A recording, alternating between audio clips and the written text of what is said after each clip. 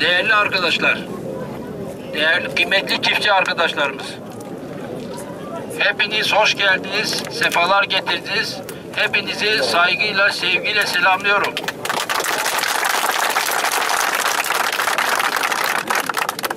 Değerli çiftçi kardeşlerim, bizim bugün burada toplanmamızın ana sebebi hakkımızı aramak içindir. Ayrıca sesimizi Sayın Başbakanımıza iletmek içindir. Başka herhangi bir amacımız yoktur. Değerli çiftçi kardeşlerim, bizim herhangi bir siyasi amacımız yoktur. Hepimiz çiftçi kimliğimizle burada bulunuyoruz. Ve bir haksızlığa maruz kalmışız. Bu haksızlığımızı ilgililere ve yetkililere bildirmek için bugün işçimizle, traktörümüzle, şoförümüzle, çiftçimizle hepimiz burada bulunuyoruz. İnşallah Sayın Başbakanımız bizim sesimizi duyar, bizim bu sorunumuzu halleder. Eylemin hiçbir siyasi amacı yoktur, olamaz da. Ancak çiftçi şu anda hakkı gasp edilmiştir, primi gasp edilmiştir. Sulama için ihtiyacı olan elektrik verilmemektedir. Bu konuda müsaade ederseniz başlıklarıyla size bilgi vermek istiyorum. Diyarbakır Elektrik Şirketi bütün çiftçilerin ÇKS'sine borç çıkartmıştır.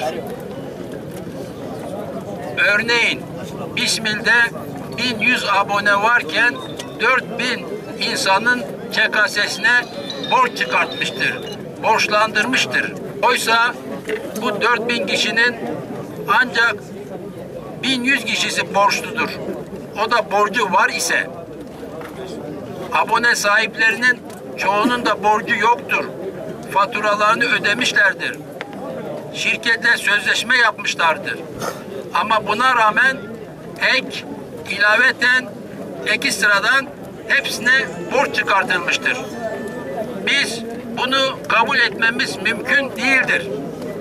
Ayrıca bu borçtan dolayı çıkardığı bu hayali borçtan dolayı da tüm çiftçilerin primine bloke koymuştur. Bu blokenin kesinlikle kalkmasını istiyoruz.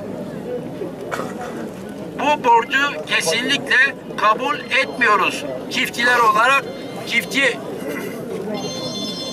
birliği olarak hepimiz bu konu için burada bulunmaktayız. İkinci bir konumuz, bölgemizde günde 6-7 saat elektrik kesilmektedir. Elektrik kesildiği zaman çiftçimizin mahsulü kurumaktadır. Köylümüzün sütü, peyniri, yoğurdu bozulmaktadır. Köyde hasta yatan, solunum cihazına bağlı olan kardeşlerimiz, hastalarımız ölümle pençeleşmektedir. Kesinlikle çiftçi olarak elektrik kesilmesini kabul etmiyoruz ve etmeyeceğiz de. Diğer bir haksızlık ise elektrik şirketi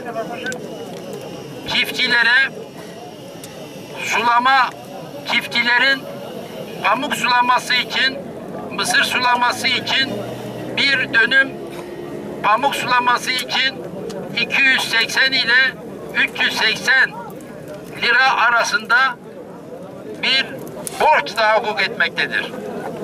Bizim hesaplarımızda böyle bir rakamın olması mümkün değildir.